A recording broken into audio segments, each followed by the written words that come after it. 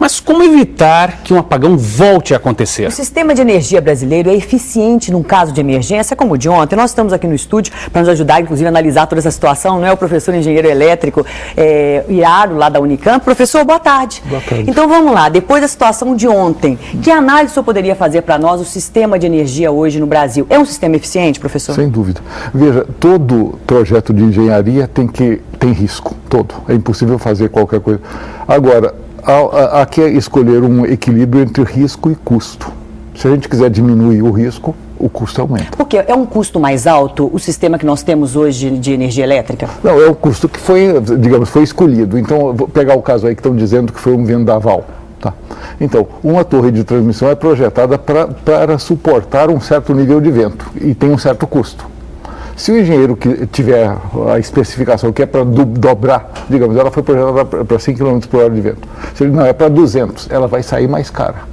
Então, o investidor tem que equilibrar o que ele está disposto a gastar em função do risco. Agora, professor, a gente não pode considerar que é mal dimensionado um sistema que fica tão centralizado numa região só do país, por exemplo. Deu problema em Itaipu, o Brasil quase que todo fica sem energia. Não deveria ter outros pontos de geração? Mas tem. Inclusive o Brasil hoje está investindo na bacia amazônica. Né?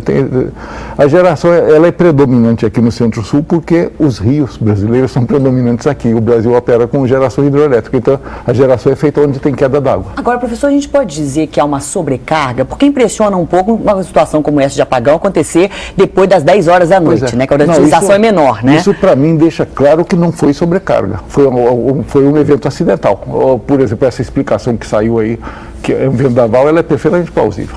Sobrecarga, a gente ia pensar em sobrecarga se fosse às 6 horas da tarde, que é quando as indústrias ainda estão funcionando e as pessoas estão chegando em casa ligando o chuveiro elétrico. E, professor, qual a saída mais viável para a gente conseguir ter mais pontos de produção de energia? É eólica, termoelétrica, qual seria? Olha, a eólica tem o mesmo problema da hidráulica, ela tem que ser instalada onde tem vento. No Brasil a gente tem muito vento no Nordeste, né, no litoral do Nordeste, lá estão sendo instaladas eólicas. As térmicas não, elas são instaladas perto do consumo. Mas a gente pode pensar, tá bom, então vamos instalar uma grande térmica em São Paulo. Beleza, só que a poluição que ela vai produzir vai se somar com a poluição dos automóveis.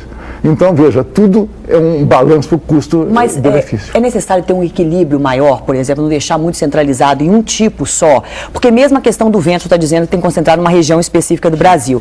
Qual a porcentagem, por exemplo, que a gente poderia ter de produção de energia numa outra forma que não é hidrelétrica? Olha, é difícil dizer qual a porcentagem. O Brasil tem a felicidade de ter um potencial hidroelétrico imenso, né, o maior do mundo, e está aproveitando esse potencial.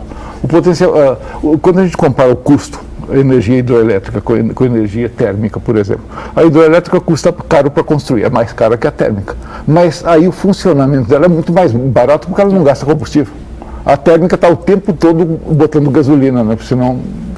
Então veja, é uma análise econômica também complicada. Você tem que comparar o custo de uma produção que envolve praticamente só despesa inicial com um custo de uma que envolve um gasto permanente de combustível. E é uma discussão que certamente hoje o Brasil inteiro está fazendo, né, professor? Muito obrigado pela sua presença essa tarde com a gente aqui no Jornal da IPTV.